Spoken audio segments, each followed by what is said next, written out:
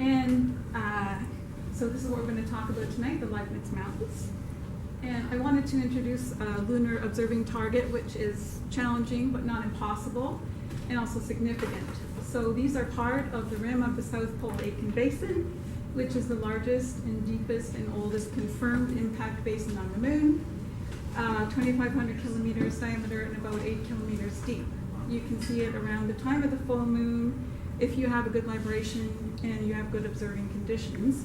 So I would suggest if we ever do another moonlight madness, this would be an ideal thing for us to look for. This is a picture of the South Pole Aitken Basin with elevation from NASA. So they're talking about, I'm assuming this is in kilometers. So they're talking about depth from the mean. So you can see, oops, getting the pointer. Ray, can you go back one slide? Yes. It says the 25 kilometer diameter basin. 2,500 kilometer diameter. The moon's what, 2,100 miles diameter, so that's, This is a doing the very big- conversion, it's about half the diameter of the moon. The South Pole Aitken Basin is very huge. It Yeah, it is. would have to be, wow. It is not the hugest basin on the moon. That's the Oceanus Procellarum, which is about 3,300 kilometers, but that is not necessarily a confirmed impact basin. But that would be almost the diameter of the moon. Pretty close. Yeah. It's on the far side. It's taking up a very goodly portion of that, which unfortunately I didn't show you Just here. puts it in perspective. Yeah, Wow. it's a quite a huge. It's bigger than Imbrium. So, actually, the largest basin in the solar system is on Mars. It's Utopia at 3,300 kilometers, which is the largest confirmed impact basin. The largest impact basin in the solar system is actually the North Polar Basin of Mars that you talked about, Jerry. But that, again, is not necessarily a confirmed impact basin. It's more than half the diameter of the. Yeah, it's huge. So that's the elevation. So you're saying the blue part is the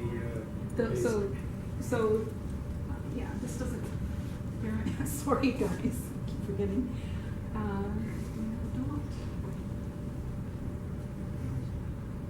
Hello, Dot.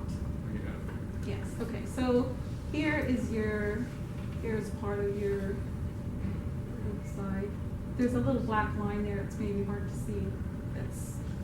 So these areas in here are deep, around 8 kilometers, and then the actual highest point elevation on the moon is over 10,000 meters, and it's up here, outside of the basin. And one of the things they think is that it might be so thick up there because of ejecta forming that basin. So they estimate that the size of the object that hit the moon was about 200 kilometers.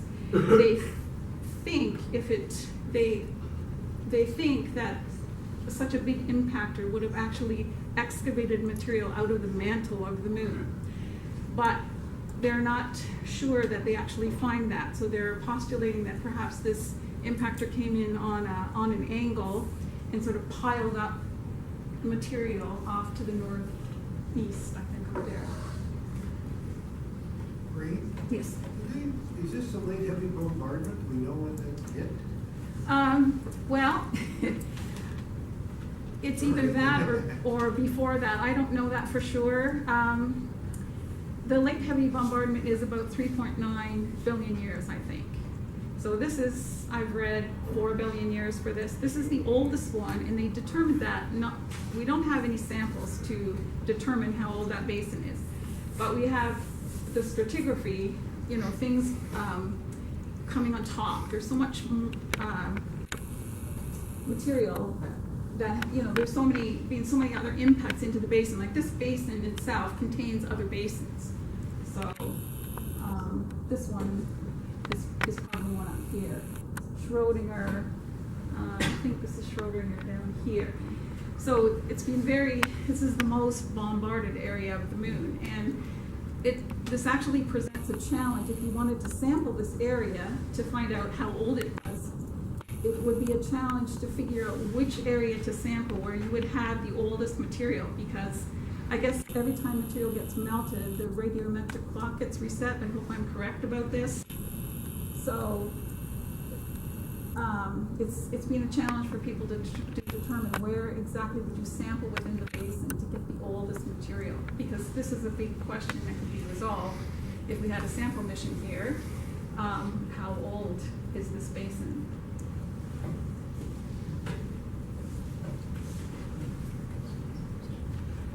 So I found this in Chuck Wood's Lunar 100 list, and he made a list which he published in Sky and Telescope of 100 lunar targets which are supposed to be as resonant for lunar observers as the Messier objects are for deep sky observers. And I naturally wanted to know which were the hardest ones to find. So this one was number 96, and then I thought, well, I had a vague recollection. I have maybe seen some bumps in the south pole of the moon, but I wasn't sure. At the time, I would have just assumed it was part of a crater, part of a crater. I wouldn't have understood the significance of it. I didn't find any reference to this in the Isabel Williamson program. And I will say here that these names that we're using are all informal names. In 1971, the IAU decided that these were non-existent mountain ranges, and they scrapped the Montes Leibnitz, the Montes Sturfel. I think there was a Montes Sovietsky or something. So I'm using the Leibnitz name because I don't have any other name to use. The terminology for the peaks, M3, M1, and so on, is coming out of a guy called Whitaker in 1954. He ended up working at the University of Arizona with Kuiper, and he did a lot of mapping and site selection, which for the Apollo program. But one of his earlier projects, when he was in England, was to try and make sense out of the south pole of the moon. So a lot of people in the 19th century had conflicting observations or different ways of naming things. So he tried to put them all together and make a consistent system. So this is, I'm told that this is how naming is going. So these peaks, it's noted that they were rediscovered and named by Schroeter. So this was Johann Hieronymus Schroeter, after whom the Schroeter Valley is named on the moon. And the discovery is a little bit unclear to me. There's a couple of sources that indicate 1724 by Cassini. However, the Cassini that we know, the guy after whom the Cassini division is named and who discovered the first moons of Saturn, he died in 1712. So he had some other astronomer. His son was an astronomer, and his grandson was an astronomer. I didn't find any reference in Wikipedia to any lunar observing that his son had done. So I'm not sure about the 1724 date. So I've just said, we know them as Leibnitz mountains because of Schroeter. So he observed December 2nd, 1789. His libration was minus 4.451 and 3.356. Now, he didn't necessarily know those numbers at the time, but people have reconstructed what he saw, the profile of what he saw at the South Pole, because he recorded the date and time and we knew the place of his observation. So he just named these little peaks. He just gave them small letters, and he named them that way. So this is a nice view that I found before I had really seen these things. There's a nice animation done by NASA. The Solar Dynamics Observatory is observing the sun, and occasionally they observe a solar eclipse. So the moon passes in front of the sun and they can't observe, but we did record the eclipse here on October the 7th. So someone from the visualization team in the Lunar Reconnaissance orbiter figured out the various angles and points of view and made a nice overlay. And as you can see at the bottom, you have a nice profile of peaks here. These are Whitaker's names down here. Now, the nice thing about this overlay is that you can kind of tell where you are. So here, this is Clavius, because we have that nice little arc. This is Tycho up here. This is Shiner and Blancanus. There's Schiller over there. So we can orient ourselves. The challenge for us at the eyepiece is that when you have high illumination, you don't see any of this. I tried this week, and all you can see down there at the limb is a bunch of white. You can tell where Tycho is, so this is what you do. You go to Tycho, you drop down, and you move east. So east means towards Mare Crisium or towards Mare. This is probably, I'm assuming, this is Mare Australis over here. So you move off to the east in order to find this profile. So then this is part of the video that NASA did. It's kind of nice. It starts up with the eclipse, and they put the overlay, and then they move it up to a topographic. So this is a little bit hard to read, but you have, I think this is M3. No, I'm wrong. There's M3 over there. M1. This is Malapert Alpha. This is Leibnitz Beta. This is the big one, and this is Leibnitz Epsilon. So we just go back to our profile. So that's the profile, and this is the topography of the area. So again, I'm assuming that the blue means deep, and the red is high here on this color scheme. So I went out on this date, August 26th, and I saw this profile too, and I thought it was pretty cool. I didn't expect that I would. I wasn't trying for it. So again, here's Tycho. You drop down. So this is probably M3, M1, Malapert Alpha. There's this little hook or this little dip in here after Malapert Alpha, which I seem to recognize when I come out. This is Leibnitz Beta, Leibnitz Epsilon. I don't know which bump that is. Leibnitz Beta here doesn't look all that great.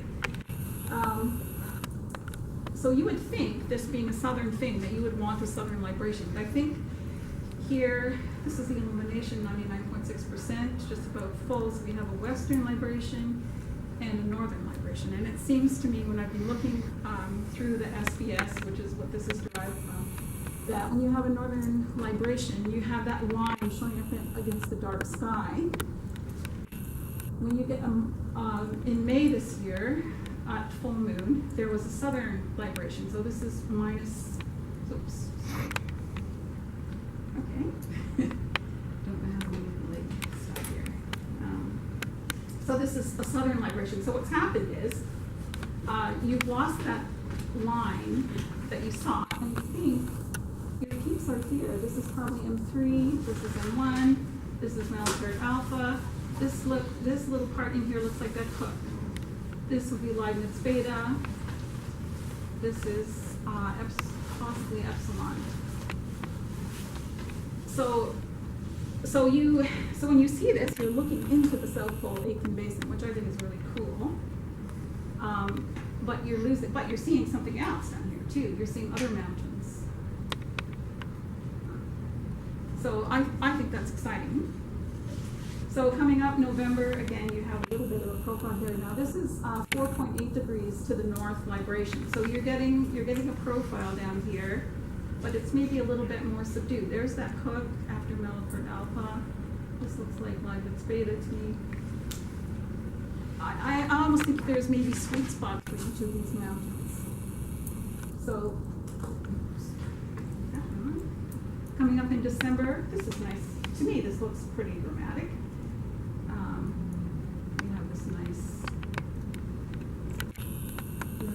Profile down here. Now this is a little bit less northern libration. It's only 2.6 degrees, so it's a little bit less than what Schroeder had, and it's a little bit to the west. Getting into this area here, which I have not really seen. I mean, you can see a bump over here, which is not part of this. This should be M3, and this M1, and this Malapert Alpha.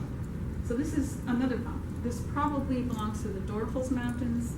Schroeder also observed them. At about the same time. And I think you need to see them. I think you need a good western and southern libration. I don't think I've seen them myself. So this is Chuck Wood's take on mountains at the South Pole. There are lots of mountains down there. I found this interesting here. He's made his own labels here. I don't know what's happened to Leibnitz Beta. Maybe it's off the chart. I don't know where. Okay, there's M1, there's M3.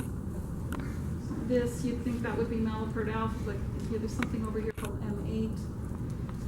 But these ones are interesting, where he's 9, 10, 11, 12 in this arc, because Klaproth and Cassatus are not, you can typically see those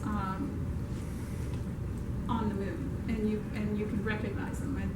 they don't usually go right out of view. So that's something that I want to look for in the future.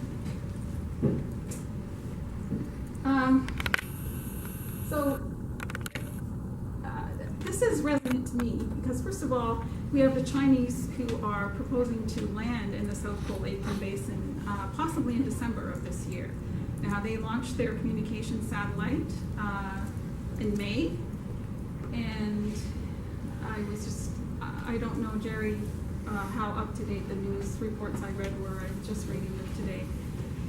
But they plan to have a lander and a rover in the South Pole Aitken Basin in Von Karman crater. The Indians also have a program, Chandrayaan-2, which is supposed to be launched somewhere in January, I think, which will be landing near the South Pole Aitken Basin. So this is kind of exciting. These are kind of exciting times. What I like to read about, as I was reading about this area, I came across the sentence that said the existence of this basin was suspected as early as 1962. And I thought, well, how would you figure that out from Earth? So this is from a paper written by Hartman and Kuiper in 1962. And in the paper, they're talking about characteristics of lunar basins. So this is about the Leibnitz Mountains. So they have referenced Russian atlas, which is called the Atlas of the Other Side of the Moon. But when you read this, it doesn't really sound like they've used that atlas to infer the basin. I don't think the Luna 3 photographs actually showed clearly that there was a basin there. So they've written, on the basis of the general pattern for basins which has emerged from this paper, one is led to conclude that these mountain arcs indicate the presence of a large basin beyond the limb. This statement merely amplifies and makes more precise the well-known fact that all major mountain arcs on the physical lunar surface are associated with Mara basins. So and then he a few paragraphs later, he goes down and says, the photographs show us a large sea in this area, so we think that this basin may be centered, in fact, on the Mara Aitken, which is really not that far off, considering the Mara Aitken is in the South Pole Aitken Basin. But he's at this time, they're still arguing with people about how basins were formed, whether they're arguing in favor of an impact theory of basins. So one of the tables later on in the paper goes and gives characteristics of lunar basins. They're surrounded by mountains, they have arcuate faults and rills and so on and so forth. So thank you very much for listening.